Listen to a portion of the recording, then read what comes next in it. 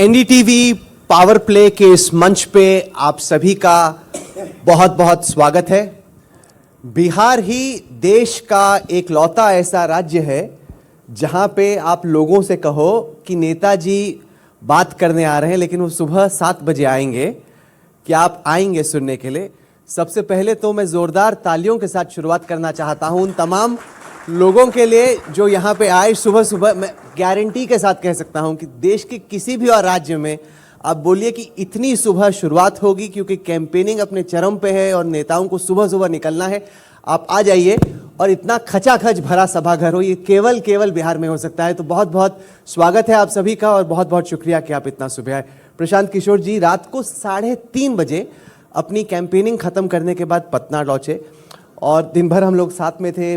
खूब बारिश हो रही थी, शामियाने तैयार थे, सभा के लिए तैयारी चल रही थी। जगह जगह बारिश के चक्कर में इनकी कई सभाएं खराब हुई। मन थोड़ा सा खराब हो रहा था कि क्या हो रहा है, कम है टाइम, और उसके बावजूद आप जगे। मैं ये भी बता दूं कि रात में इतने थक गए इनके ड्राइवर और सपोर्ट स्टाफ कि सुबह नेताजी जग के ड्राइवर सपोर्ट स्टाफ को जगा रहे कि भाई चलिए निकलना है। ये नेता का जोश है।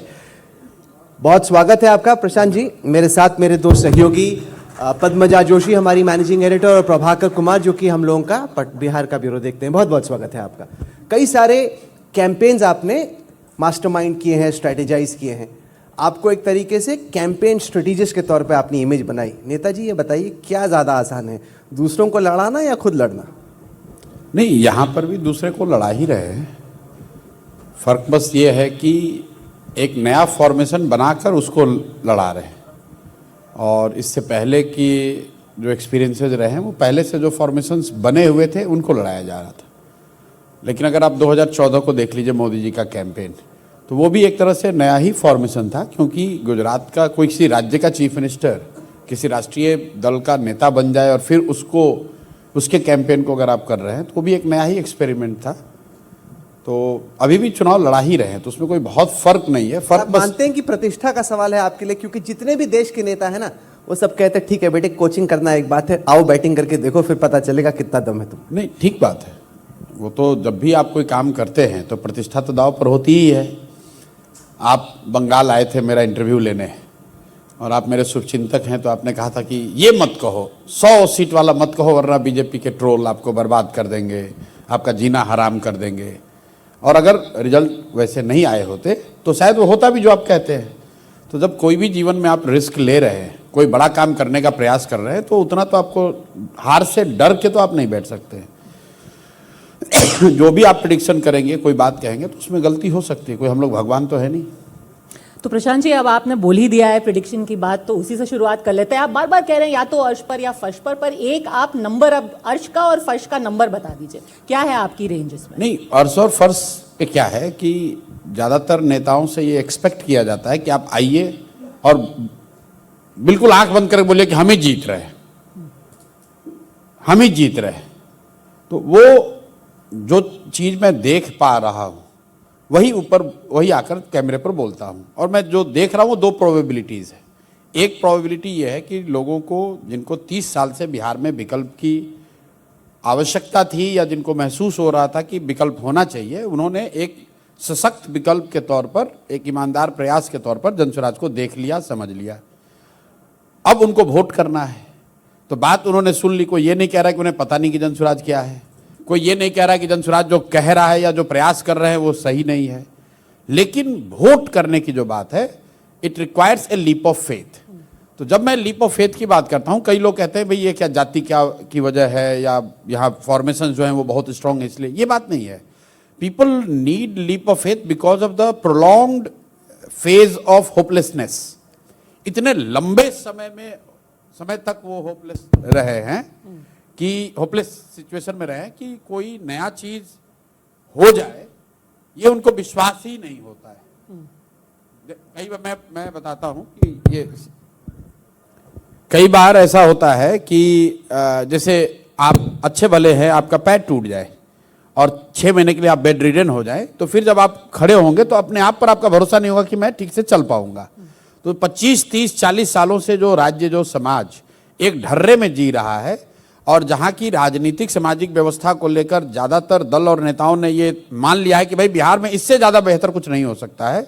आप इमेजिन कीजिए कि जो स्टेक होल्डर हैं, जो लोग उसके सफरर हैं, उनको कितनी बड़ी हिम्मत, कितना बड़ा उनको विश्वास आना चाहिए ताकि वो आगे बढ़कर कहे कि नहीं ये सही रास्ता हो सकता है।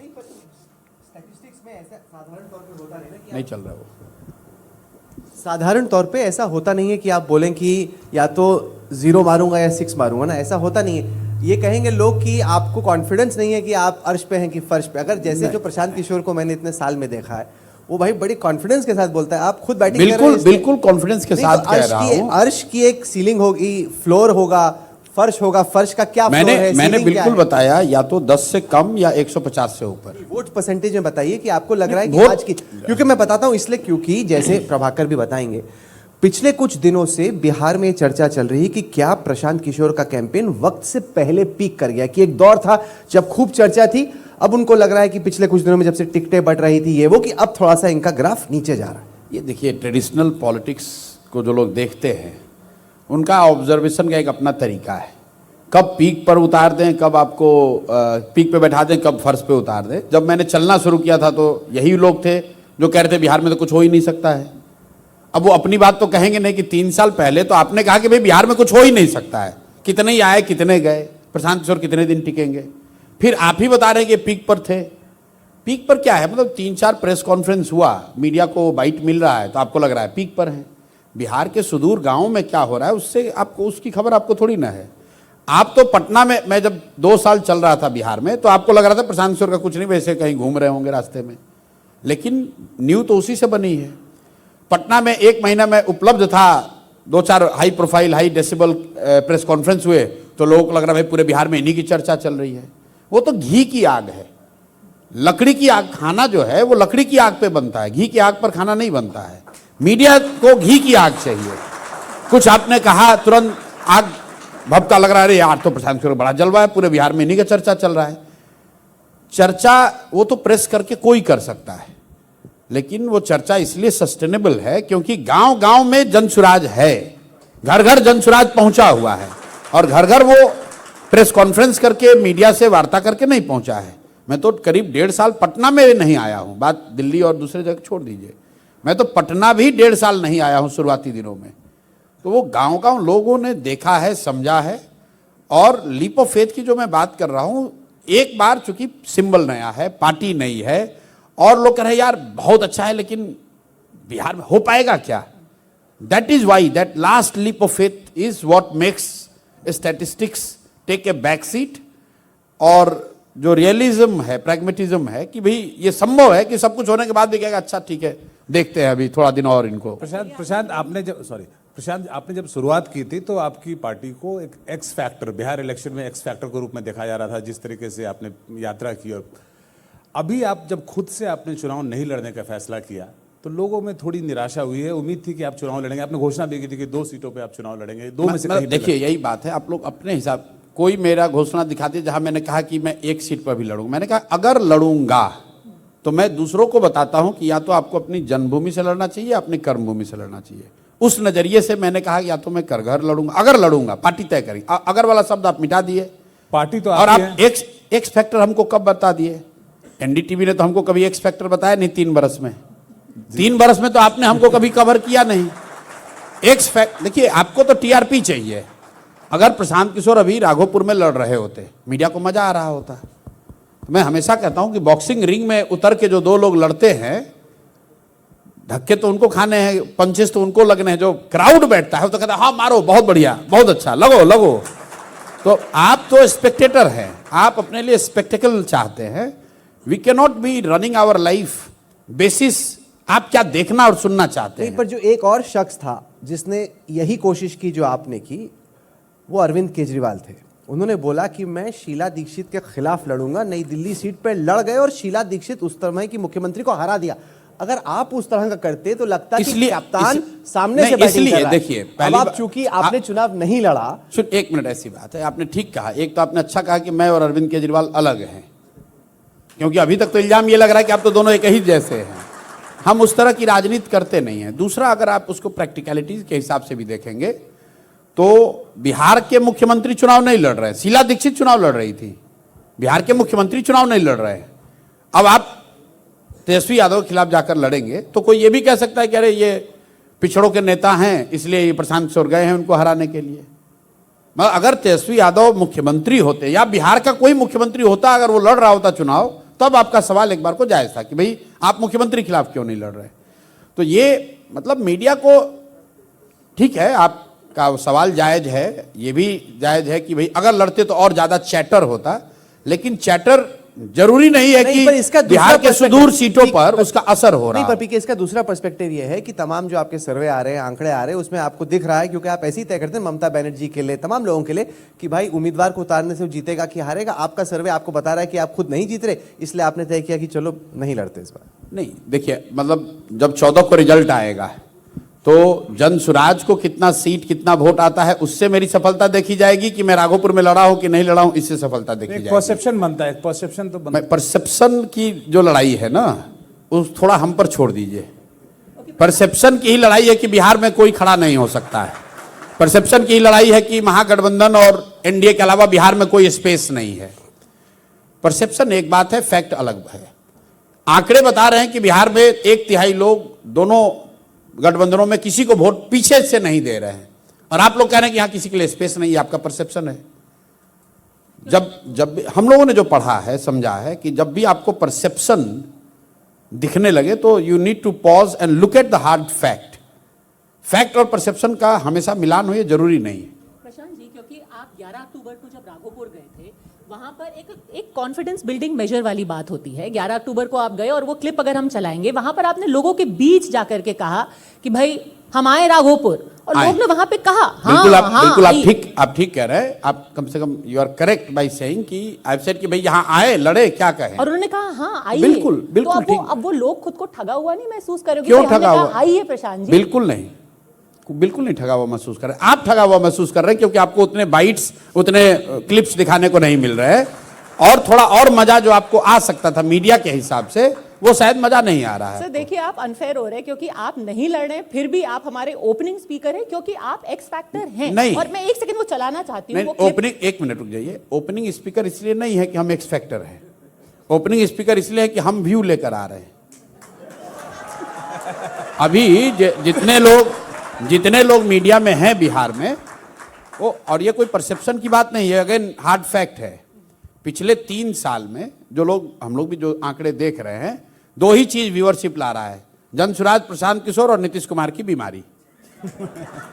या उनके जो बीमारी कह लीजिए, या उनके जो 1-2 ऐसे आ जाते हैं, कुछ बोल दिया, कुछ मजाक कर दिया, इसके अलावा कोई, क्योंकि और इसको सीरियसली देखिए, क्योंकि यहां पर जो व्यू लाने वाले लोग थे, लालू जी हैं नहीं, नीतीश जी कभी कोई ऐसा इंटरव्यू स्ट्रक्चर्ड या अदरवाइज दे नहीं रहे हैं, रामविलास जी रहे नहीं, सुशील जी हैं नहीं, तो व्यू लाने वाले कौन लोग हैं? किसको लोग सुनना चाहते हैं? अब फिर वो अलग बात है।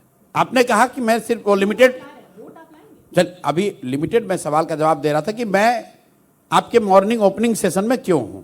नहीं, पर मेरी कुछ भाजपा के वरिष्ठ नेताओं से बातचीत हुई और मैंने यही दिखाया, क्योंकि social media impressions, digital views, कौन सा इंटरव्यू कितना देखा जा रहा है, वो तो पब्लिक इन्फॉर्मेशन है। तो मैंने कहा कि देखिए भाई, इनको देख तो काफ़ी लोग रहे हैं। तो उन्होंने कहा कि देखिए, प्रशांत किशोर नैरेटिव जानते हैं, माहौल बनाना जानते हैं, डिजिटल और सोशल के मास्टर हैं। ये डिजिटल और सोशल तक ही उनकी लड़ाई सीमित रह जाएगी, ये ज़मीन पे नहीं होता। भाजपा पूरे हाई लेवल पे कन्विंस्ड है कि आपका जो भी पॉलिटिकल गेम है वो डिजिटल और सोशल पे हो रहा है, वो धरातल पे नहीं होगा। चलिए, अब भाजपा के सीनियर लीडर ये कह रहे हैं, जो कि इसके सबसे बड़े बेनिफिशियरी रहे। किसी जमाने में मोदी जी इसी विधा को साध कर प्रधानमंत्री के पद तक पहुंचने का, ऐसा लोग कहते हैं भी, उनका बहुत बड़ा डिजिटल का, फेसबुक का, सोशल मीडिया का योगदान रहा है उनके प्रधानमंत्री बनने में। देखिए, जो एक सीक्वेंसिंग है, पहले लोग आपको जानेंगे, फिर लोग आपको सुनेंगे, फिर लोग उसको चर्चा करेंगे, फिर ही उसको वोट देंगे। रिवर्स नहीं हो सकता है। ऐसा नहीं हो सकता कि पहले लोग वोट दे दें फिर चर्चा करें। तो आप ये कह रहे हैं कि पहले लोगों ने कहा भी प्रशांत किशोर को जानता कौन है, तो चलो भाई लोगों ने जान लिया। फिर लोगों ने जो प्रशांत किशोर कह रहे हैं, हाँ भाई बात तो ठीक कह रहे हैं, ये बात तो लोग मान रहे हैं। तीसरी आप कह रहे हैं कि लोग देख रहे हैं, चर्चा कर रहे हैं। चौथे स्टेप के लिए आप कह रहे हैं कि वोट देंगे कि नहीं। तो भाई पिछले तीनों स्टेप में आप मुझे किसी भी मीडिया हाउस का, किसी भी विशेषज्ञ का एक बाइट दिखा दीजिए जिसने वो तीनों में मुझे कहा था कि ये होगा। तो जब वो 3 में नहीं माने थे तो चौथे में भी नहीं मानेंगे, लेकिन चौथा मानेंगे जब 14 को इतिहास लिखा जाएगा यहाँ। तो अब देखिएगा, अब तब आपको कॉन्फिडेंस भी दिखेगा।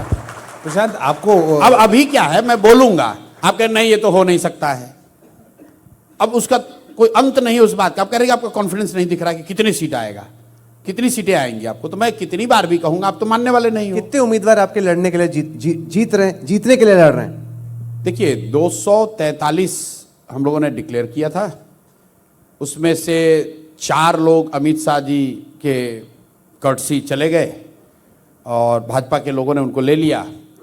238 एक आदमी और नहीं जो लड़ रहा है, तो 238 लोग चुनाव लड़ रहे हैं। और मेरा अपना मानना है कि नाउ वी आर 8 और 10 डेज अवे, कि करीब करीब 220-25 लोग तो अपने ताकत के हिसाब से अच्छा लड़ रहे हैं, और 160 से 170 सीटों पर निश्चित तौर पर जनसुराज का जो उम्मीदवार है वो ट्रायंगुलर वहां फाइट होगी, निश्चित तौर पर होगी, उसमें कहीं कोई दो मत नहीं है। अब आपका आकलन नहीं हो सकता है कि नहीं उसको 5% आ रहा है, 8% आ रहा है, 10% आ रहा है, मेरा हो सकता है कि उसको 30% आ रहा है, लेकिन ट्रायंगुलर फाइट आपको 160 से ज्यादा सीट पर निश्चित दिखेगी, और वो ट्रायंगुलर फाइट जनसुराज के उम्मीदवार और उसके प्रयास की वजह से है। प्रशांत, आपके विरोधी जो है आप पर यह भी आरोप लगाते हैं कि आप हाई वैल्यू टारगेट चुन के सेंसेशन फैलाते हैं और इस सुविधा के आप एक्सपर्ट माने जाते हैं। आपने पिछले कुछ दिनों में ये किया है, तो इसका क्या चुनाव में भी आपको फायदा मिलता है या आपकी स्ट्रेटजी का पार्ट? मतलब हाई वैल्यू टारगेट का अगर वो बात होती तो हम 3 साल पहले से वही कर रहे हैं, तो वो भी प्रेस करते, 2-3 साल पहले भी अगर हम करते वो प्रेस, तो भी वो उतना ही हाई वैल्यू क्रिएट माना जाता है। मैं समझ नहीं पा रहा हूँ कि अगर आप ये कह रहे हैं कि आपने अगस्त में क्यों प्रेस कॉन्फ्रेंस किया किसी के भ्रष्टाचार पर या सम्राट चौधरी के आपराधिक बैकग्राउंड पर, तो उसका कोई महत्व नहीं है। 3 साल पहले भी कर सकते थे, अभी भी कर सकते हैं। बिहार की राजनीति साधारण तौर पर जाति के इर्द गिर्द घूमती है। आप खुद अपर कास्ट ब्राह्मण फैमिली से आते हैं, सवाल ये है, और ट्रेडिशनल सोच बिहार के बारे में रही है कि अपर कास्ट चीफ मिनिस्टर बनना या अपर कास्ट के लिए बिहार की राजनीति में अच्छा कर पाना बहुत मुश्किल है। अगर आपका ये प्रयोग कामयाब होता है तो उस जो बहुत बड़ी एक थ्योरी रही है उस पर एक सवाल खड़ा होगा। दूसरा ये कि यहाँ पे क्लास पे वोट नहीं पड़ता, जैसे दिल्ली में क्लास पे वोट पड़ता है, आम आदमी पार्टी को उससे फायदा हुआ, यहाँ पर वोट पड़ता है ज़्यादातर जात पे। आपके हिसाब से कौन सी वो सोशल कम्युनिटीज, अगर एक तरफ मुस्लिम यादव फॉर्मिनेशन है, एक तरफ ईबीसी और अपर कास्ट है, कौन सी कास्ट आपकी तरफ आ रही है? मैं यही बात कह रहा हूँ कि आप जो सबसे बड़ी गलती आप लोग कर रहे हैं कि आप लोग तो डेटा को समझने वाले लोग हैं। 2 बातें हैं कि क्या बिहार में जात की राजनीति, इसकी डिग्री और इसकी इंटेंसिटी दूसरे राज्यों के मुकाबले ज़्यादा या कम है। तो मैं अक्सर एग्जाम्पल देकर बताता हूँ कि पिछले 20 साल में वो चुनाव जहाँ पूरे देश में जाति और धर्म से ऊपर उठकर लोगों ने वोट दिया, उस समय बिहार में क्या हुआ। 1984 में कांग्रेस को भारी सफलता पूरे देश में मिली, तो बिहार में भी कांग्रेस को करीब करीब 100% सफलता मिली। 1989 में नॉर्थ और वेस्ट इंडिया में बीपी सिंह जीत कर आए, जनता दल जीत कर आया, तो बिहार में भी बीपी सिंह को उतनी ही सीट मिली। 2014 में मोदी जी का लहर चला, तो बिहार में भी मोदी जी के नाम पर वोट पड़ा, और तब याद रखिए नीतीश कुमार उनके साथ नहीं थे 14 में। 2019 में पुलवामा के नाम पर पूरे देश में वोट पड़ा, तो बिहार में भी पुलवामा के नाम पर 39 सीट जीत कर आई भाजपा। ये चारों एग्जाम्पल अगर आप देख लें तो आपको ये क्या दिखाता है कि जब जब, जिसको आप लोग कहते हैं लहर वाला इलेक्शन है, जब जब कोई घटना, कोई व्यक्ति, कोई विषय जिसने समाज के इमेजिनेशन को कैप्चर कर लिया और समाज के अन्य अलग अलग वर्गों के लोग ऊपर उठकर उन्होंने किसी एक दल या पार्टी को वोट किया, तो बिहार में भी वो हुआ है। तो ये सिंगल आउट करना कि बिहार में जाति ज्यादा है, उसका कोई आंकड़ा, कोई मतलब बैकअप नहीं है, कोई प्रूफ नहीं है। बिहार में जाति उतनी है जितनी कर्नाटक में है, जितने आंध्र में है, जितना गुजरात में है, जितना महाराष्ट्र में है। लेकिन आप जब महाराष्ट्र के पॉलिटिशियन को या इस तरह के किसी प्रयास को आप लोग जब इंटरव्यू करते हैं, असेस करते हैं, तो वहां ये नहीं पूछिएगा कि मराठा और कुंबी को कैसे साधिएगा। आंध्र में आप ये नहीं कहिएगा कि कापू कम्मा रेड्डी को कैसे करोगे। कर्नाटक में आप लिंगायत वोकालिगा की बात नहीं करोगे, क्षत्रिय पटेल की बात गुजरात में नहीं करोगे, यूपी में जात की राजनीति की बात नहीं करोगे। बिहार आए तो कहते हैं सब कुछ जाति पर हो रहा है। तो एक तो ये पूर्वाग्रह दिखाता है। दूसरा, अगर आपने अभी जो कहा कॉम्बिनेशन की MY एक और है और बाकी लोग दूसरे तरफ हैं, तो भाई जो हार्ड फैक्ट है, पिछली बार 74% वोट इन दोनों फॉर्मेशंस को पड़ा है। तो जो 25% लोग, 26% लोग जिन्होंने इन दोनों फॉर्मेशन को वोट नहीं दिया, उनकी जाति है कि नहीं है कि वो यूपी के लोग हैं। वो भी तो किसी जात के ही है ना लोग। अगर आप जन्म आपका हुआ है तो किसी न किसी जाति के होंगे। तो अगर आप कह रहे सारा एमवाई लालू जी के साथ है और बाकी सब एनडीए के साथ है, तो 26% कौन है जिसने कि वोट इन दोनों को नहीं दिया? उनकी जाति क्या है वो भी बता दो भाई, हमको नहीं पता है, आपको पता होगा कि उनकी जाति क्या है जिन्होंने इन दोनों को नहीं दिया। मतलब अपने से बैठा के बना दिया, सारे एमवाई लालू जी को वोट दिए। किसने कह दिया? अगर सारे एमवाई ने लालू जी को वोट दिया तब लालू जी का वोट परसेंटेज बहुत ज्यादा होना चाहिए था। तो जो जन स्वराज की पॉलिटिक्स थी, आपने बार बार बोला था कि हम इसको ब्रेक करना चाहते हैं, कि हम caste based ticket distribution, caste based politics नहीं करते। अब जबकि हम फाइनल ओवर में आ गए हैं इस इलेक्शन के, क्या आप कह सकते हैं कि प्रशांत किशोर ने इस कास्ट पॉलिटिक्स को हरा दिया, या कास्ट पॉलिटिक्स ने थोड़ा सा टेम्पर कर दिया प्रशांत किशोर को? बिल्कुल नहीं। मतलब पहली बार आपने ब्रेक कर दिया वो? आपने ब्रेक करने की पहली बात आप ये समझिए कि हमको कास्ट पॉलिटिक्स को ब्रेक करने की जरूरत नहीं है। हर दौर में कुछ लोग हैं जो जातियों की राजनीति करते हैं। जाति को समझना और जाति की राजनीति करना दोनों दो बात है। अब जनस्वराज के 240 लोग चुनाव लड़ रहे हैं, तो आप कह सकते हैं वो भी तो किसी जाति के हैं, ऐसा तो जाति उनका इरेज तो हो नहीं सकता है। अगर पद्मजा जोशी चुनाव लड़ेंगी तो उनकी जाति तो है, आप जाति की राजनीति करें या ना करें। आपने जाति देख के टिकट दिया? नहीं, आप बात नहीं समझ रहे हैं। हम कुछ भी देख कर टिकट दें, अल्टीमेटली आप उसको उस लेंस से देखना चाहते हैं तो आप तो कहिएगा कि इतने अति पिछड़े को दिए, इतने दलित को दिए, इतने ओबीसी को दिए, क्योंकि कोई भी दल, कोई भी व्यक्ति जाति को इरेज तो नहीं कर सकता है। लेकिन कोई बिहार में यह नहीं कह सकता है कि जनसुराज जाति की राजनीति कर रहा है। कोई बिहार में यह नहीं कह सकता है कि जनसुराज में प्रशांत किशोर ब्राह्मणों के नेता हैं, ये तो कोई नहीं कह रहा है। तो उस नजरिए से आप कह सकते हैं कि जाति की राजनीति to that extent we have been able to break. कोई ये नहीं कह रहा है कि जनसुराज में प्रशांत किशोर या जो इसका जो नेतृत्व है वो सवर्ण का है कि ओबीसी का है कि ईबीसी का है। लोग ये कह सकते हैं कि भाई ये टिकेंगे नहीं, बिहार में चुनाव हार जाएंगे, इनको समझ नहीं, वो सब कह सकते हैं। लेकिन ये कोई इल्जाम नहीं लगाएगा कि हम लोग जाति की राजनीति कर रहे हैं। क्योंकि प्रशांत जी, आपने जिस दिन अपनी दूसरी लिस्ट रिलीज की थी उस दिन आपने कुछ कहा था, मैं एक बार वो आपको याद दिलाना चाहती हूं, अगर हम वो चला सकें। सबसे पहले तो बात ये कि समाज के सभी वर्गों को उनकी जाति, उनकी संख्या के हिसाब से जो भागीदारी की बात कही गई थी उसके अनुरूप आपको वो सूची दिखी होगी। उसमें अति पिछड़ा समाज हो, दलित समाज के लोग हों, मुस्लिम समुदाय के लोग हों, सामान्य वर्ग के लोग हों, ओबीसी समाज के लोग हों, और उसके नीचे भी जिस समाज की जो जनसंख्या है वो उस हिसाब से उनको भागीदारी दी गई है। सबसे पहले तो प्रशांत जी, ये तो आपने खुद ही बोला कि उनको उनके समाज के हिसाब से, उनकी जाति के हिसाब से भागीदारी दी गई। तो आपने नहीं, आपने सुना ही नहीं। आप उसी स्टेटमेंट को आपने जो चलाया प्रूफ के तौर पर, बिल्कुल ठीक बात है कि जनसुराज के संविधान में ये बात लिखी हुई है कि जब हम अपना कोई भी फैसला करेंगे भागीदारी को लेकर तो उसमें समाज के पांचों वर्ग, सामान्य वर्ग, ओबीसी वर्ग, ईबीसी वर्ग, मुस्लिम और दलित, इन पांचों समाज के लोगों को उनकी जनसंख्या के हिसाब से भागीदारी दी जाएगी। लेकिन चुनाव का जो आधार है वो मेरिट है। और साथ में ये कहा गया, मान लीजिए 1000 मेरिटोरियस लोग, काबिल लोग चुन के आ गए, चुनाव टिकट तो 243 को ही देना है, तो 1000 लोगों में से 243 जब चुनेंगे, काबिल सब हैं, तो उस समय ध्यान रखेंगे कि भाई ऐसा ना हो जाए कि सिर्फ सामान्य वर्ग के ही काबिल लोग आ जाएं। ये बात कही गई। इसमें जाति की राजनीति क्या है? भागीदारी, मैंने फिर वही आपको कहा कि जातियों की समझ होना और जातियों की राजनीति करना। हम उसमें तो कहने लगे सारे अगड़े एक हो जाओ भैया, तुमको हमने टिकट दिया है। हमने ये तो नहीं कहा कि सारे ओबीसी ईबीसी एक हो जाओ, आपको जनसुराज ने टिकट दिया है। ये कहा गया है कि सभी वर्गों को जो वादा किया गया था उनको उनकी संख्या के हिसाब से भागीदारी दी गई है। क्योंकि सर, जब आप कहते हैं जिसकी जितनी संख्या भारी उसकी उतनी हिस्सेदारी, उस हिसाब से ये नारा आपका है? नहीं, मेरा नहीं है, मैं जिसका भी है संख्या के हिसाब ना, से ये नारा मैंने नहीं दिया। मैंने, ऐसा है, मैं फिर आपको दोबारा कह रहा हूं, आप स्टेटमेंट को एक हिस्सा इरेज करके दिखा रहे हैं। उस एक लाइन उसमें यह भी कहा गया है कि सिलेक्शन का आधार मेरिट है, सही लोग हैं।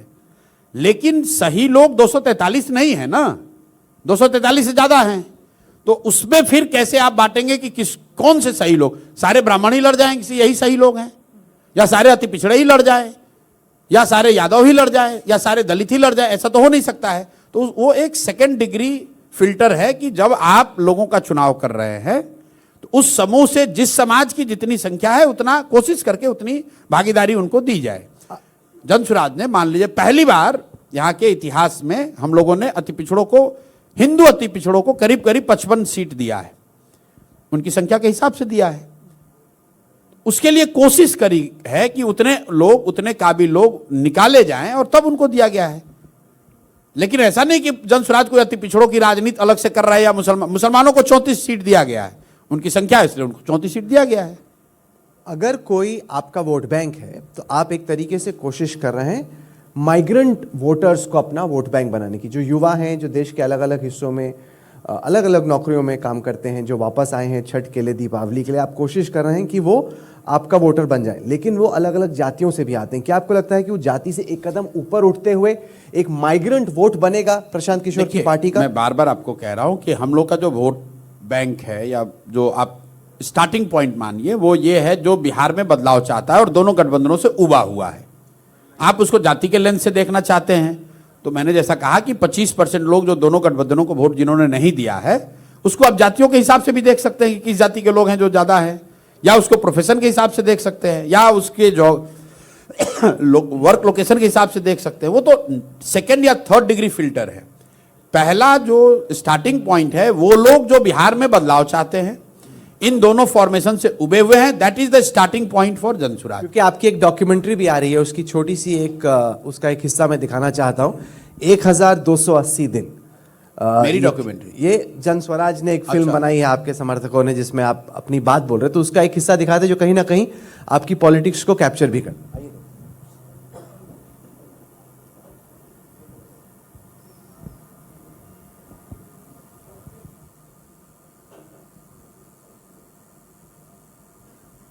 Okay, that seems to be, I think इस पे कुछ इशू है, बट वो बेसिकली 1280 दिन जो आपने बिताए हैं इस संघर्ष में, उसकी जो बात आप कर रहे हैं, वो 1280 दिन की आपकी सिंगल बिगेस्ट लर्निंग क्या है? सिंगल बिगेस्ट लर्निंग ये है कि बिहार जितना आंकड़ों में गरीब दिखता है, उससे कहीं ज़्यादा गरीब, उससे कहीं ज़्यादा बदहाल या दुर्दशा की स्थिति में लोग यहाँ पर हैं। मैं बिहार से हूँ, थोड़ी बहुत आंकड़ों की समझ है, ऐसा कह सकता हूँ। और यहाँ प्रोफेशनली भी जब मैं यूएन में था तब भी यहाँ पर मैंने 2 साल काम किया है, और यहाँ पढ़ाई लिखाई भी की, 2 साल काम भी किया, और राजनीतिक क्षेत्र में भी कुछ समय यहाँ बिताया है। मुझे भी ऐसा लगता था कि मुझे इस बात की समझ है कि बिहार की समस्याएं क्या हैं या बिहार के लोगों की स्थिति क्या है। लेकिन जब मैं नीचे गया हूँ, 3 साल जो मैंने काम किया है, तो मुझे इस बात का एहसास हुआ कि बहुत ऐसे सामाजिक, राजनीतिक, आर्थिक पहलू हैं जो आंकड़ों में नहीं दिखते हैं।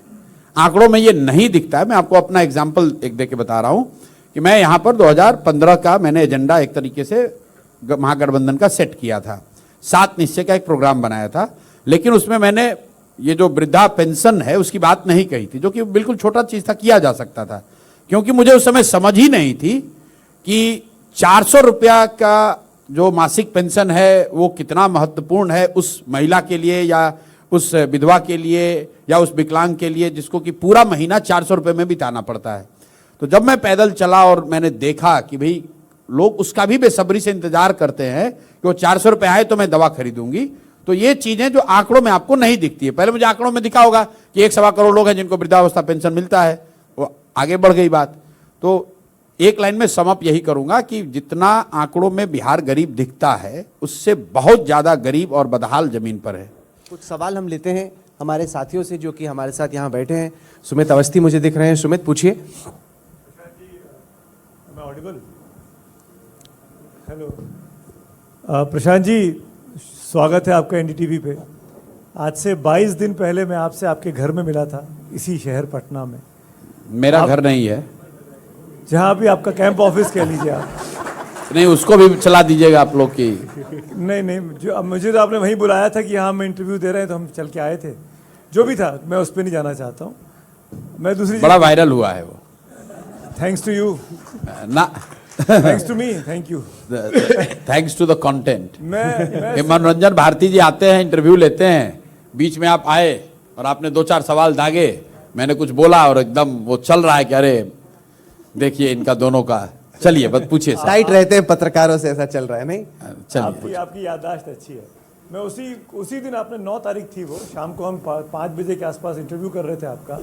आपने ये कहा था कि आप 11 तारीख को राघोपुर जा रहे हैं, फिर आप बताएंगे कि चुनाव लड़ेंगे या नहीं लड़ेंगे जी। अगर मेरा कॉन्टेक्स्ट गलत है तो मुझे आप। नहीं, बिल्कुल ठीक है। आप 11 तारीख को गए, आपने वहाँ कहा, जैसे ही पद्मजा ने सवाल भी पूछा, लोगों ने कहा कि आपको लड़ना चाहिए, आपने नहीं लड़ा। जी, मैं अब ये जानना चाहता हूँ, आपने कहा कि राघोपुर से अगर या कहीं से भी कोई मुख्यमंत्री चुनाव लड़ा होता, अभी अभी आपने कहा, तो मैं लड़ता, जैसे अरविंद केजरीवाल ने शीला दीक्षित के अगेंस्ट में दिल्ली में लड़ा था। पर सम्राट चौधरी तो चुनाव लड़ रहे हैं, सम्राट चौधरी के खिलाफ आपने कैंपेन छेड़ा हुआ है, आप सम्राट चौधरी के खिलाफ चुनाव लड़ लेते अगर आप ठीक, ऐसा है। वैसे तो मैं 243 पर लड़ सकता हूं, मुझे लड़ने, आप जैसे लोग सलाह देंगे 243 में भी मैं लड़ सकता हूं। लेकिन आपने बात ठीक उठाई, तारापुर में कौन लड़ रहा है सम्राट चौधरी के खिलाफ? महागठबंधन नहीं लड़ रहा है, महागठबंधन का कैंडिडेट भी वहां नहीं है। सम्राट चौधरी के खिलाफ तारापुर में जनसुराज का प्रत्याशी लड़ रहा है, एक डॉक्टर लड़ रहे हैं जो डबल एमडी हैं। अब चूंकि आपने सवाल पूछा है, डबल एमडी है वो आदमी, पेडिट्रिशियन है, वहीं का लोकल बंदा है, और वो सम्राट चौधरी के खिलाफ लड़ रहा है। बाकी जितने उम्मीदवार थे या तो खरीद लिए गए या उनको डरा कर बैठा दिया गया। तो जनसुराज ही लड़ रहा है, दूसरा कोई नहीं लड़ रहा है। संविधान में अगर आप ये प्रावधान करा दें कि 243 सीट भी आदमी लड़ सकता है, तो मैं 243 ही लड़ लूं। और एक तरीके से 243 ही लड़ रहे हैं, जो लोग लड़ रहे हैं, मैं अकेला ही उनसे लड़ रहा हूं। ऐसा नहीं है कि 243 पर हम लोग कोशिश नहीं कर रहे हैं। एक व्यक्ति जिसने अपने दम पर एक विकल्प खड़ा किया है, आप मेरे आलोचक हो सकते हैं, लेकिन इससे तो आप इनकार नहीं करेंगे कि वो मैंने किया है। अब वो उसमें कितना दम है नहीं है वो आपको 14 को दिखेगा। आपने राघोपुर ही क्यों चुना था? आपने राघोपुर इसलिए चुना था क्योंकि आप बीच बीच में, दिल्ली के आप पत्रकार हैं, बीच बीच में बिहार में आते हैं, क्योंकि जनसुराज के उम्मीदवारी की एक जो प्रक्रिया शुरू हुई, तो आपने उसको फॉलो पूरा नहीं किया है। जनवरी से हम लोगों ने आवेदन लिए, कोई 12,000 लोगों ने आवेदन दिया, उसमें राघोपुर से वहां के संगठन के लोगों ने मेरे नाम से आवेदन दे दिया कि भैया आप आकर यहां लड़िए, ये तो बहुत दिन से जीत रहे हैं, आप आके लड़िएगा तो हरा सकते हैं। और वहीं से ये चर्चा शुरू हुई है। और हर बार हमने कहा है कि अगर पार्टी तय करेगी, लोग तय करेंगे तो देखा जाएगा, लड़ा जाएगा।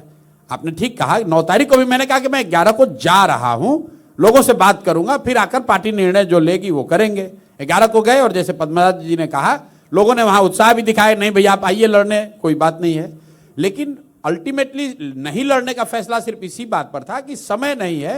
अगर आप राघोपुर जाएंगे तो 3-4 दिन भी अगर जो लगाएंगे तो आपके पास दूसरे जगहों पर कैंपेन करने के लिए समय नहीं होगा। एक बात आप समझ लीजिए कि मैंने एक और वादा जो किया था लोगों से कि 200 से ज्यादा लोग, वो लोग चुनाव लड़ रहे होंगे जो कि जीवन में पहले कभी चुनाव नहीं लड़े, और वो इसलिए लड़ रहे हैं, एक उनका फैक्टर ये भी है कि भैया प्रशांत किशोर या इनकी व्यवस्था से उनको चुनावी राजनीति लड़ने में मदद मिलेगी।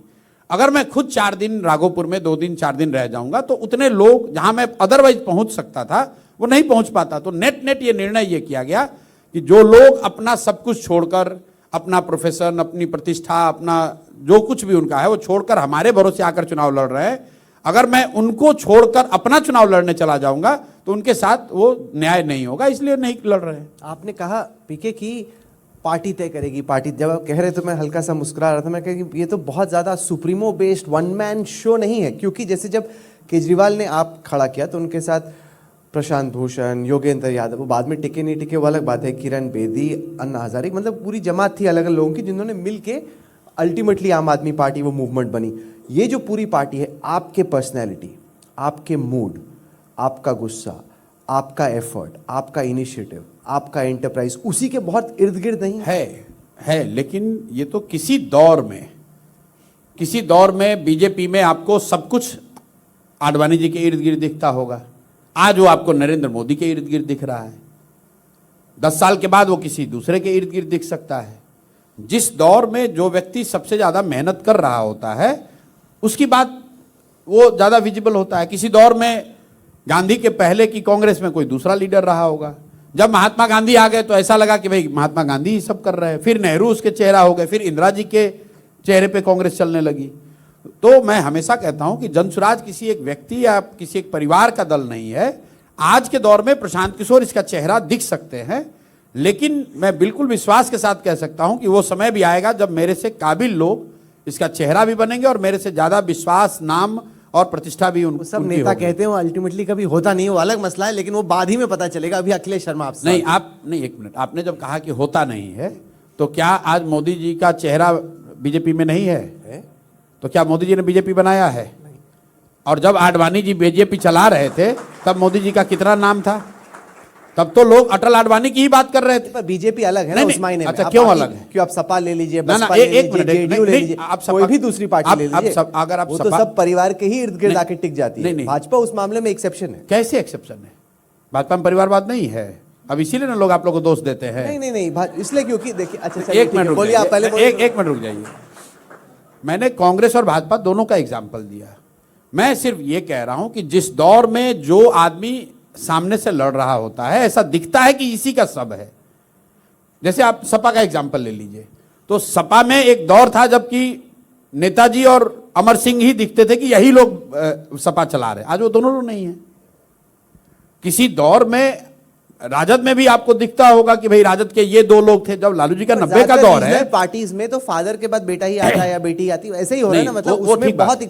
नहीं, वहां ठीक है, जहां एक्सेप्शंस वो वहां पे ठीक है। लेकिन अगर आप परिवार वाले पार्टी को भी देख लें तो लालू जी के 90 के दौर में जो लोग राजद के चेहरा रहे होंगे, लालू जी के इर्द गिर्द के जो दो तीन लोग जो राजद का चेहरा थे, वो तो आज कोई भी नहीं है। आज तो संजय यादव हैं, आज तो तेजस्वी यादव हैं।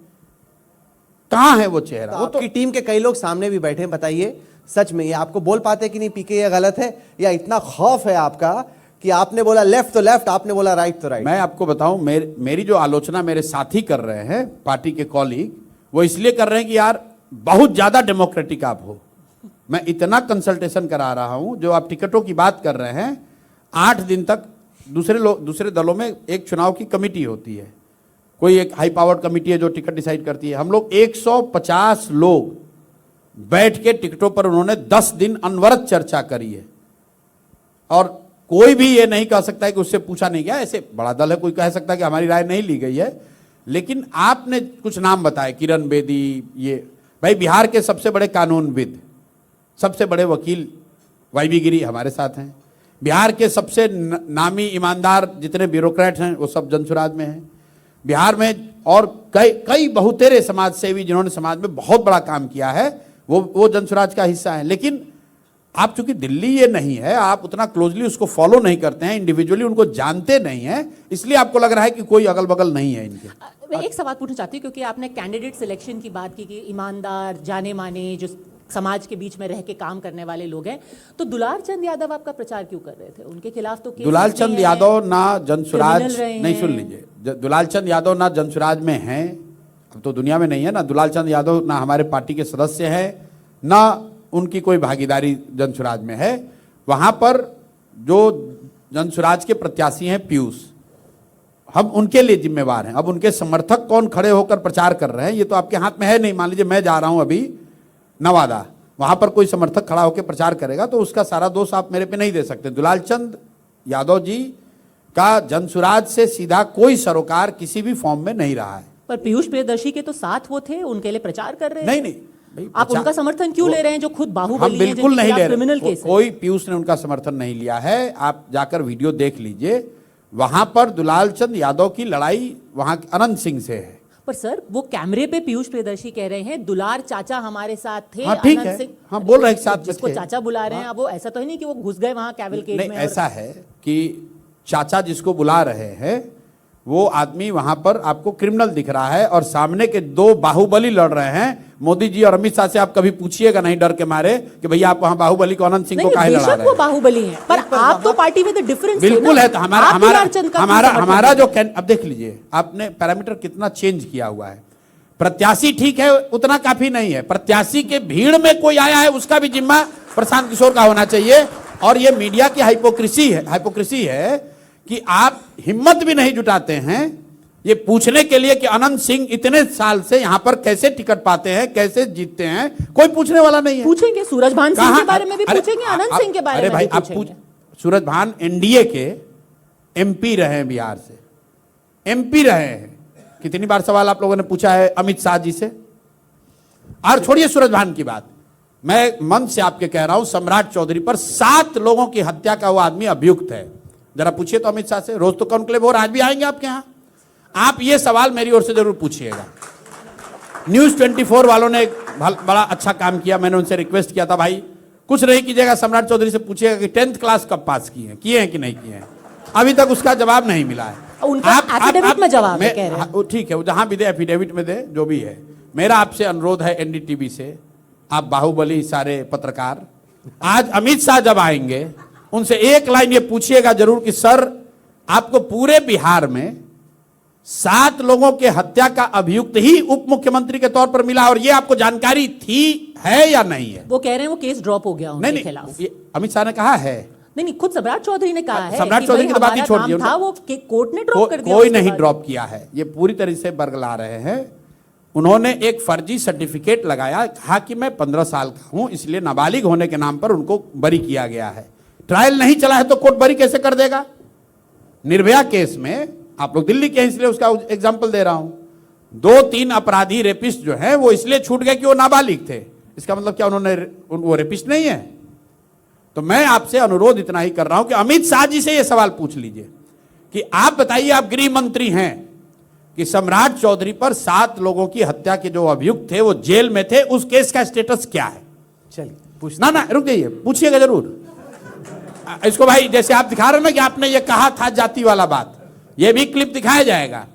आप ये पूछिए, जवाब दे ना दे कि गृह मंत्री होने के नाते वो ये बता दें कि वो 7 लोगों के हत्या के अभियुक्त का जो केस है उसका स्टेटस क्या है? ट्रायल चल रहा है, केस बंद हो गया, बरी हो गया, स्टेटस बता दे खाली। चलिए अखिलेश शर्मा पूछिए। प्रशांत जी, एक आपने भी जो बात कही उससे थोड़ी चिंता होती है, वो चिंता इस बात की है, मैं थोड़ा अलग विषय पे आ रहा हूँ।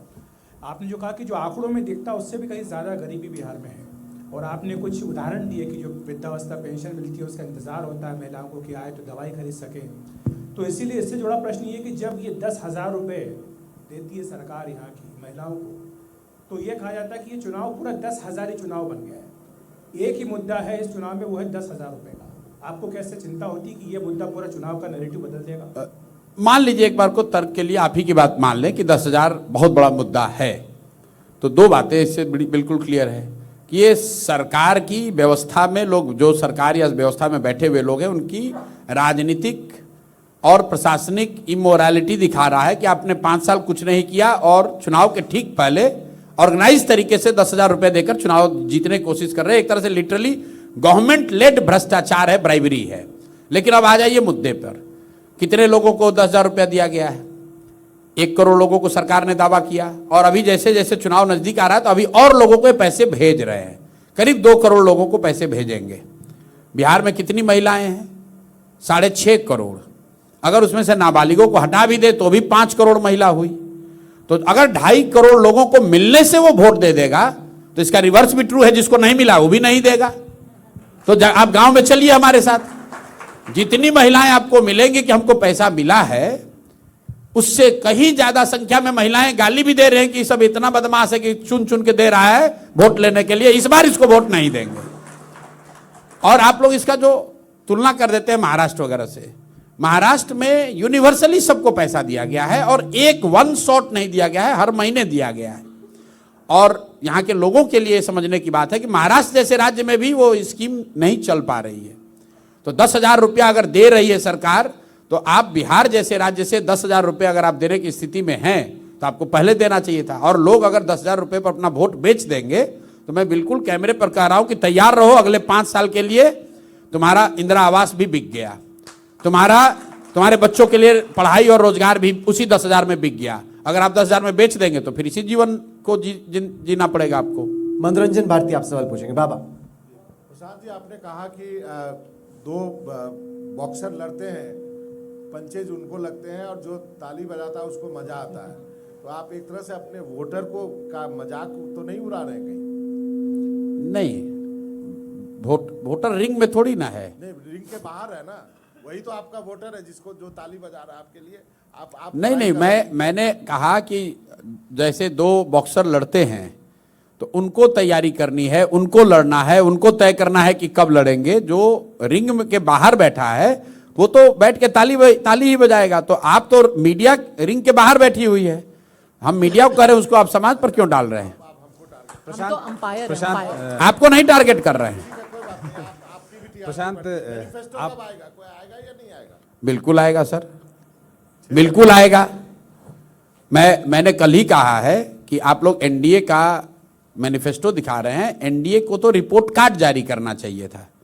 कुछ लोकतांत्रिक व्यवस्था देश में ऐसी होनी चाहिए कि जो इनकम्बेंट है उसको अपना पहले रिपोर्ट कार्ड देना है, उसके बाद आप मैनिफेस्टो दीजिए। मैनिफेस्टो में वही बात लिखा है जो पिछले 15 साल से लिखा जा रहा है। अब तेजस्वी यादव ने मैनिफेस्टो दिया है, आप मैनिफेस्टो को पढ़ रहे हैं, बड़ा अच्छी बात है, हमारे मैनिफेस्टो का भी वेट कर रहे हैं। उन्होंने कहा कि बिहार के हर घर से नौकरी दे देंगे, तो 3 करोड़ गुने 20,000 भी कर दीजिए तो देख लीजिए कितना पैसा होता है। वो हर आदमी को 2,500, हर महिला को 2,500 रुपया हर महीने दे देंगे। और कोई भी दुनिया में ऐसी बात नहीं है जो सोची जा सकती है जो कि वो मैनिफेस्टो का हिस्सा नहीं है। तो उस मैनिफेस्टो का क्या वैल्यू है? और बिहार के, मैंने तो कम से कम किसी गांव में कहीं पर ये चर्चा होते नहीं सुना कि भाई आज एनडीए का मैनिफेस्टो आया, उसमें ये बहुत बड़ी बात कही गई है। ये तो मीडिया का चैटर का विषय है। और कुछ जो प्रेशर ग्रुप्स हैं, जो सीधे रेलेवेंट स्टेक होल्डर हैं, वो कभी कभी देखते हैं कि अच्छा भाई शिक्षकों के लिए आपने क्या कहा, संविदा कर्मी के लिए आपने क्या कहा। समाज में बड़े स्तर पर इसकी कोई बहुत बड़ी चर्चा नहीं होती है, और इसलिए नहीं होती है कि लोगों ने देख लिया है कि मैनिफेस्टो लोग लिखते हैं, उसको कोई पढ़ता भी नहीं है। खुद नीतीश कुमार को याद नहीं होगा, आज आएंगे अमित शाह फिर, क्योंकि नीतीश जी तो आएंगे नहीं, तो पूछ लीजिएगा कि सर एनडीए में 5 प्रॉमिस आप लोग कौन सा किए हैं। अमित शाह भी मन से बोले कि बिहार में फैक्ट्री लगाने के लिए जमीन नहीं है, और उनके मैनिफेस्टो में लिखा हुआ है कि हर ब्लॉक में हम लोग नया फैक्ट्री लगाएंगे। अब आप देख लीजिए मैनिफेस्टो की हालत मेरे भाई। अमित शाह जी ने अभी 5 दिन पहले कहा कि बिहार में फैक्ट्री लगाने के लिए जमीन नहीं है, और उनके गठबंधन के मैनिफेस्टो में हर ब्लॉक में फैक्ट्री लगेगी, यही उनका मुद्दा है। तो या तो पहले वो झूठ बोल रहे थे या उनका मैनिफेस्टो गलत बोल रहा है। प्रशांत, आप चुनाव तो मजबूती से लड़ रहे हैं, लड़ रहे हैं, हाँ, मजबूती चलिए आप मान तो रहे हैं। एक मजबूत थर्ड फ्रंट या तीसरे विकल्प के रूप में है। जो आंकड़े 14 को आएंगे उसके बाद आपकी जरूरत पड़ सकती है किसी को भी, तो विचारधारा के आधार पे आप किसके करीब माने जाएं, या अगर मैं ये बोलूं कि किसके सर पे हाथ रखेंगे आपकी अगर जरूरत पड़ी तो? आज से 2.5 साल पहले राहुल कंवल ही इंटरव्यू मेरा कर रहे थे, तब ये इंडिया टुडे में थे, कि कहाँ आप विचार, लोकसभा से पहले, तो विचारधारा के आधार पर हम लोग बीजेपी के अगेंस्ट हैं, तो बीजेपी के अगेंस्ट ही रहेंगे। लेकिन मैंने पहले कहा है, अगर आप मेरे आकलन पर जाएंगे तो अर्श या फर्श की स्थिति है। तो अगर हम फर्श पे हैं तो हमारी जरूरत किसी को नहीं है, और अगर हम अर्श पे हैं तो हमको किसी की जरूरत नहीं है। अगर बीच में रहे और आपकी जरूरत पड़ी तो? और अगर बीच में रह गए तो हम लोगों ने पहले ही कहा है कि हम लोग समाज की राजनीति करना चाहते हैं, पक्ष विपक्ष की राजनीति नहीं करना चाहते हैं। अगर जनता नहीं मैंडेट दे रही है तो जो काम पहले से कर रहे हैं वो करते रहेंगे। सब कहते हैं, लेकिन जब बारी आती है तो फिर एक साइड पे हो जाते हैं। भाई लोगों ने कहा था कि आप सब बोलेंगे कहते कि- हैं, लेकिन चुनाव होगा तो गठबंधन कर फिर लीजिएगा। बोलेंगे कि वर्ड की मजबूरी है, क्या करें, सरकार तो बननी है। भाई ऐसे यही नहीं यही बात है राहुल जी, आप चूंकि पुराने पत्रकार हैं, आपको अनुभव है, आपने कई चीजें ऐसी देखी हैं, लेकिन जो चीजें लोग देखते हुए आए हैं उसी को तोड़ने के लिए तो हम लोग ये प्रयास कर रहे हैं। लोगों ने कहा अरे कितना दिन पैदल चलेंगे, कुछ दिन में भाग जाएंगे, उसको तो नहीं, मैं भागा तो नहीं। लोगों ने कहा भाई दल ये क्या बनाएंगे, सवर्ण है, ये बिहार में दल नहीं खड़ा कर सकते हैं। अब आप ही कॉलिग कह रहे हैं भाई आप मजबूती से लड़ रहे हैं, त्रिकोणीय लड़ाई आपने तो कर ही दिया है। आपने लोगों ने कहा कि अरे भैया देखिए ना, इनका चिराग से दोस्ती है, उससे दोस्ती है, उससे दोस्ती है, चुनाव आते आते कहीं ना कहीं गठबंधन कर लेंगे, वो भी नहीं किया। अब आप कह रहे हैं कि चुनाव के बाद आप कर लीजिएगा। मैं आपको लाइए लिख के दे देता हूं, ना चुनाव से पहले गठबंधन, ना चुनाव के बाद गठबंधन। नहीं, अगर ऐसी स्थिति आई कि आपके बिना सरकार नहीं बनेगी फिर से तो चुनाव, नहीं तो फिर से लिख- चुनाव लिख होना के देंगे चाहिए। आप अच्छे से। लाइए। लाइए भाई, कागज लाइए, ये आप एक जरा कोई कागज और कलम लेके आइए, चलो लिखवा लेते हैं। एमएलए भाग गया तो मनोरंजन भारती को रिपोर्ट करना चाहिए कि उनको भगाने वाले कौन लोग हैं। जरा कागज कलम का प्रबंध कीजिए। आपने मनोरंजन जी ये रिपोर्ट नहीं किया कि 3 जो हमारे प्रत्याशी भागे या भगा दिए गए, वहां देश के गृह मंत्री और देश के शिक्षा मंत्री क्या कर रहे थे, कैसे भागे, इस पर एनडीटीवी पे मैंने कोई रिपोर्ट नहीं देखा अभी तक। जब आप रिपोर्ट किया है प्रशांत जी, ऐसा नहीं है। ना कैसे भागे ये नहीं बताए। नहीं, लड़ाई हो जाएगी, फिर आप वही चाहते हैं तो हर हमेशा आप टारगेट एक बार छोड़ देंगे, 2 बार, तीसरे बार तो हम भी कहेंगे बोलिए कि क्या आपने किया? क्यों नहीं किया है? नहीं किया है, रिपोर्ट किया है प्रशांत जी, मैं आपको लिंक भेज दूंगा। रिपोर्ट किया, प्रॉपर डिटेल्ड रिपोर्ट है। कि धर्मेंद्र प्रधान जो देश के शिक्षा मंत्री हैं, वो जन स्वराज के प्रत्याशी के घर पर बैठ के नॉमिनेशन विड्रॉ करा रहे हैं। इस पर अगर एनडीटीवी ने रिपोर्ट किया है, शायद मैं जी, व्यस्तता से भूल गया हूं। मैं आपको लिंक भेज दूंगा। नहीं देखा बैठे है। बैठे लिंक भेज दो भाई जल्दी से, जाने से पहले बैठे बैठे यहीं पे हाँ, जैसे आप हमसे यहाँ साइन करा रहे हो वैसे बैठे बैठे भेज चलिए, दो। आप लिखिए यहाँ पे कि तब तक हम अगला सवाल लेंगे अंकित त्यागी से। नहीं लिखिए, मैं सीरियसली लिखा रहा हूँ कि हाँ, अगर मैं कुछ लिख दूंगा, रहा- जाने से पहले लिख दूंगा कि आप कहीं जाएंगे नहीं, कि अगर रहा ऐसी कोई स्थिति बनी कि आप किंग मेकर टाइप की सिचुएशन में रहे या मेजोरिटी से कम रहे, तो आप ऐसा मतलब किसी भी साइड पर जाएंगे नहीं। लिख के दीजिए अच्छे बिल्कुल से। लिख के दे क्योंकि देते जब हैं। नतीजे आएंगे तो हम दिखाएंगे लाइव अरे उसको फिर अरे, आप तो ऐसे भी दिखा रहे हैं, जो भी बोला है वो भी आप डिजिटली दिखा रहे सही हैं बात है। कि भाई तुमने ये कहा है, तुमने ये कहा है, तुमने ये कहा है। मैं आपको बिल्कुल ये आश्वस्त कर रहा हूं कि न चुनाव से पहले गठबंधन, न चुनाव के बाद गठबंधन। हाँ, ये जरूर संभव है कि 30, अगर मान लीजिए आपकी हाइपोथेटिकल सिचुएशन आ जाए कि इतने नंबर आ गए जिससे कि आप ही के बगैर सरकार नहीं बन रही है जी, तो वो लोग भाग जाएंगे। ये भी मैं जानता हूं, मैं उसको रोक नहीं पाऊंगा। कोई कॉन्फिडेंस ही नहीं है नेताजी का नहीं अपने confidence विधायक है। नहीं है। नहीं है। ये आप, ये देश की जो स्थिति है, और ये कोई नई बात नहीं है। आप जरा कांसीराम जी का जर्नी देख लीजिए, एक बार नहीं 10 बार उनकी पार्टी को तोड़ा गया। प्रशांत किशोर नहीं जाएंगे, एमएलए भाग जाएगा, फिर आप कहेंगे आप ही भेज दिए। नहीं तो आपके नहीं, पर एक आप अपने मधुकोड़ा नेता मॉडल भी तो है जहां पर इतना वहां पे असमंजस था और वो बीच में जाके मुख्यमंत्री बन मैं गए। आपको जो कह रहा हूं कि मैं इस बात की गारंटी ले सकता हूं कि मेरा कैंडिडेट ठीक है। अब कैंडिडेट, जैसे आपने कहा कैंडिडेट का समर्थक कोई गलत आ गया, जो अभी स्थिति है, अगर इतना हो गया कि जन स्वराज के ही एमएलए से सरकार बननी बिगड़नी है, तो आप निश्चित जानिए कि प्रशांत किशोर को कोई नहीं पूछेगा। वो सारे एमएलए खुद या तो भाग जाएंगे या सरकार पर उसको ये खरीद के क्या ले जाएगी। कॉन्फिडेंस है? ये तो आप बड़ी बात बोल रहे हैं। बिल्कुल क्योंकि बड़ी बात बोल रहे हैं। आपको अपने एमएलए पे इतना ही कॉन्फिडेंस मेरे एमएलए पे आप बताइए, क्या शिवसेना वालों को अपने एमएलए पे कॉन्फिडेंस नहीं था? क्या कर्नाटक वालों को एमएलए को कॉन्फिडेंस नहीं था? भैया, लक्ष्मी का आंच इतना है और सीबीआई का डर इतना है, जब सरकार उठा कर ले जाती है तो क्या कीजिएगा आप? तो फिर काहे चुनाव लड़ रहे हैं? फिर चुनाव लड़ रहे हैं कि जनता इतना मैंडेट दे कि ये सब स्थिति आए नहीं, ये स्थिति आए नहीं। लेकिन मैं इस बात की गारंटी नहीं ले सकता हूं। गारंटी इसलिए नहीं ले सकता हूं क्योंकि नहीं, पर जो कुछ पार्टियों के एमएलए भागते हैं और कुछ के नहीं भागते। ये किसके भी तो नहीं आप- भागे इस देश में, जैसे बताइए। अगर आप मोरलेस देखो तो आम आदमी पार्टी के दिल्ली में एमएलए को भगाने में दिक्कत ही रही। दिक्कत है, लेकिन भागे ना। नहीं, कम ही कम भागे ना। ऐसे शिवसेना टाइप का नहीं वही हुआ। अरे भाई, वही है। कांग्रेस का जैसे मध्य प्रदेश में हुआ वैसा नहीं ऐसा हुआ। है। थोड़ा तो अपने आपके कुछ उम्मीदवार सामने नहीं, बैठे, मैं कुछ आपको तो उन पे विश्वास कीजिए। एक बात सुनिए, आम आदमी पार्टी उस स्थिति में अगर आ जाती कि इसी 10 विधायक के भागने से बीजेपी की सरकार बन जाती तो जरूर हो जाता। अब बीजेपी के 8 है, उसके 62 है, तो इसलिए नहीं टूटा। लेकिन वैसी स्थिति, जो प्रेशर वाली स्थिति हो जाती है, जो रियलिज्म है कि अगर कल हो के हाइपोथेटिकली 30 विधायक जीत गए जन स्वराज के और उसी 30 से सरकार बननी है, तो प्रशांत किशोर अपने आप को अगर फांसी पर भी लगा ले तो 30 हमारा बात मानेगा? उसको तो चाहिए कि भैया हमको किसी तरह सत्ता में आओ, प्रशांत किशोर जो। लेकिन हम ये कह सकते हैं कि हम अपने प्रयास में, अपनी ईमानदारी में, अपनी शुद्धता में कमी नहीं लाएंगे। प्रशांत जी, अब आप आश्वासन दे ही रहे हैं तो एक आश्वासन तो लिख दीजिए जो आपने शुरू से कहा एक था। आश्वासन आप लोग अमित शाह से भी लीजिए ठीक है। कि अगर सर यहां बहुत छोटे दल जीतकर आ सकते हैं और आप 100 ही लड़ रहे हैं तो आपको 120 तो आएगा नहीं।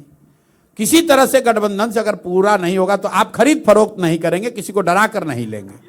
ये भी लिख के ले लीजिए अमित शाह से। चलिए 150, क्योंकि खरीदने वाले लोग, आप कह रहे भाई तुम बिकोगे तो नहीं, हम खाली आपसे ये कह रहे भाई जो खरीदने वाले बाजार में बैठे हैं उनसे भी एक बार पूछ लिया करो। ठीक है, पर 150 विधायक आएंगे पूछिएगा तो- ना। हाँ, 150 पूछिएगा ना। हाँ, 150 विधायक आएंगे तो पूछिएगा कि प्रशांत नहीं, पहले किशोर बता सीएम दीजिए। बनेंगे कि नहीं बनेंगे? 150 विधायक में प्रशांत किशोर सीएम बनेंगे नहीं? क्योंकि आपने पहले कहा था हम नहीं बनेंगे, पार्टी के जो बिल्कुल काबिल बिल्कुल कार्यकर्ता है बनेंगे। जैसे आपने कहा कि आप ही सब निर्णय लेते हैं, तो 150 विधायक जीत कर आएंगे तो वो लोग बैठेंगे, तब मीडिया वाले भी आकर, पहले तो हम अकेले थे तो आप नहीं कवर ये कर रहे तो थे वही बात हो उनको। गई, विधायक दल फैसला लेगा। आपने पहले कैटेगोरिकली कहा अभी था, तो आपने कहा हम कोई हमारे CM विधायक नहीं आएंगे बनेंगे। नहीं।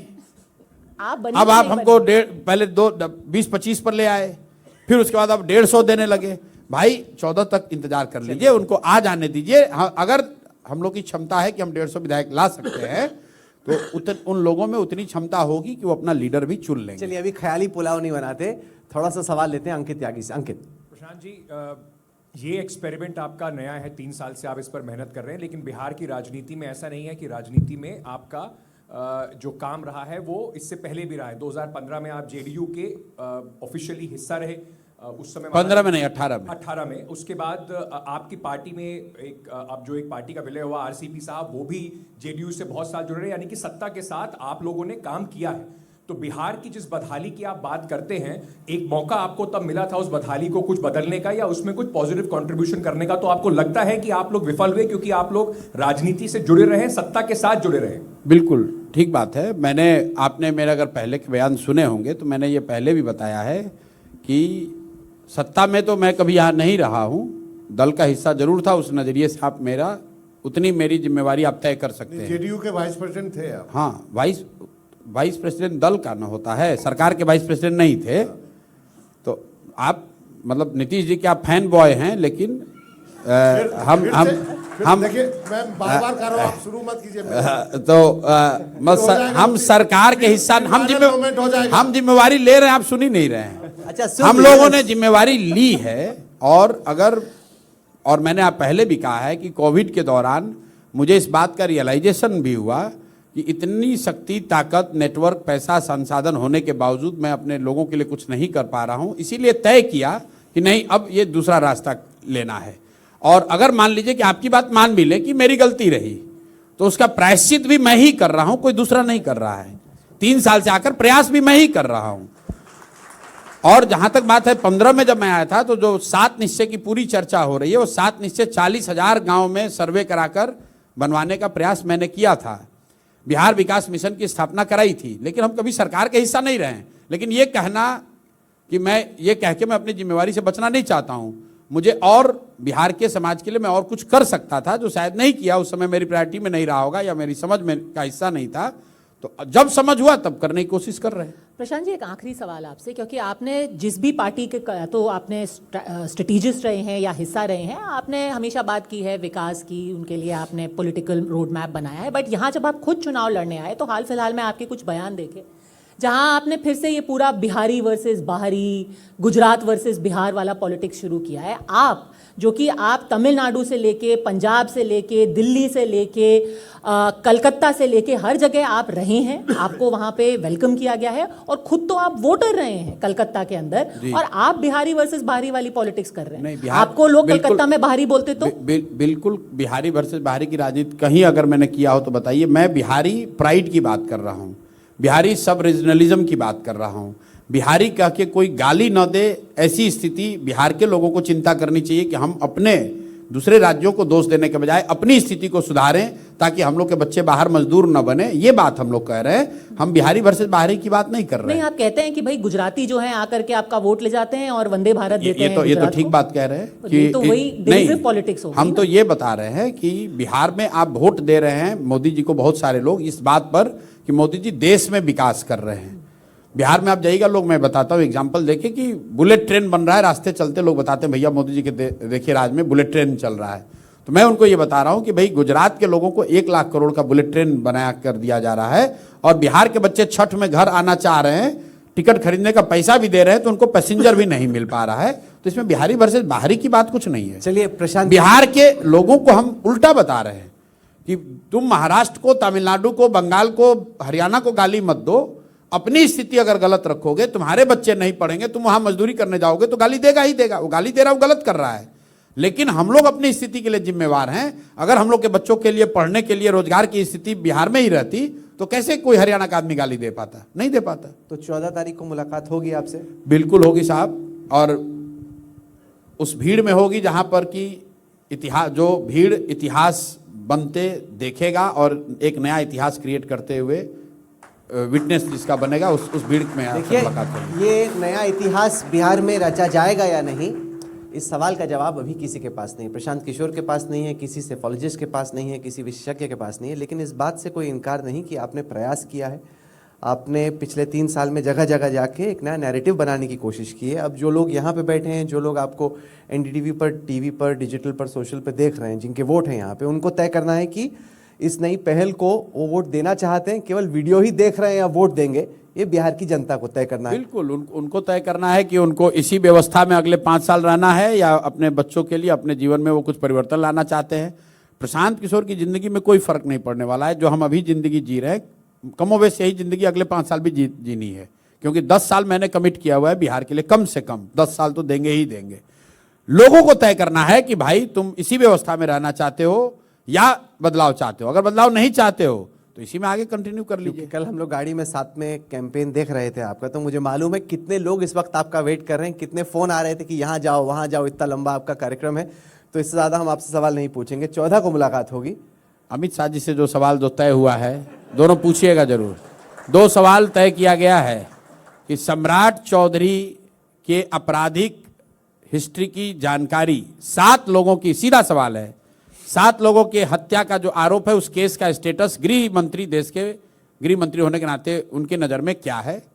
और दूसरा सवाल कि अगर ऐसी स्थिति आ गई तो क्या वो किसी दूसरे छोटे दल या कमजोर दल को खरीद फरोख्त करके सरकार बनाएंगे कि नहीं। ये 2 सवाल मेरी ओर से जरूर पूछ आप लीजिएगा। इसको एक डायरेक्ट राइवलरी के तौर पे देखते हैं कि आप एक तरीके से ग्रज मैच है आपका और अमित शाह जी का? नहीं, अमित शाह जी का नहीं, क्योंकि आप लोग हम लोग को इतना ग्रिल करते हैं और करना भी चाहिए, आप लोकतंत्र में आपको अधिकार है, लेकिन मीडिया को भी ये समझना चाहिए कि जो जवाब दे रहा है उसको आप 100 सवाल पूछ रहे हैं, जो जवाब नहीं दे रहा है वो कह रहा है हम एफिडेविट कर लिए, जाके पढ़ लेना, और उसको आप लोग पूछ भी नहीं रहे हो। पूछो तो सही, वो जवाब तो नहीं देंगे। लेकिन आपने कहा कि उनको केस में बरी हो गए, वो तो जवाब नहीं दे रहे हैं, गलत बोल रहे हैं।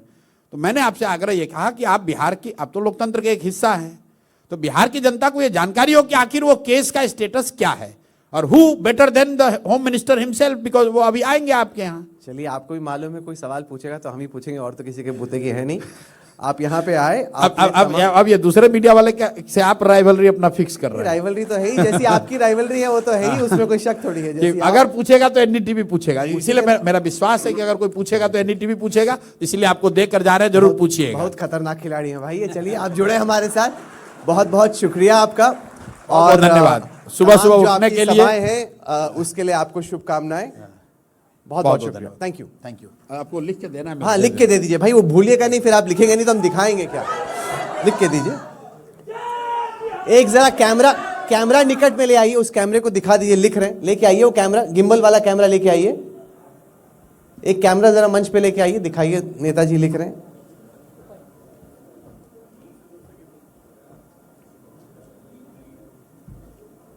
मैं चुनाव से पहले, नहीं मैं नहीं लिखा, ना चुनाव से पहले। अच्छा, ना चुनाव से पहले, वो पेन थोड़ा सा ऐसे, ना चुनाव से पहले गठबंधन, ना परिणाम। आपका पेन ही नहीं। अरे पेन ही नहीं ठीक चल रहा भाई, क्या एक दूसरा पेन दीजिए फटाफट। अच्छा, जरा एक पेन लेके आइए, अच्छा पेन लेके आइए जल्दी से, किसी के पास भी कलम हो तो लाइए। ये लीजिए। नहीं, अब हो गया, ले ये पढ़ दो भाई आप पढ़िए ना। न चुनाव से पहले गठबंधन, न परिणाम के बाद गठबंधन।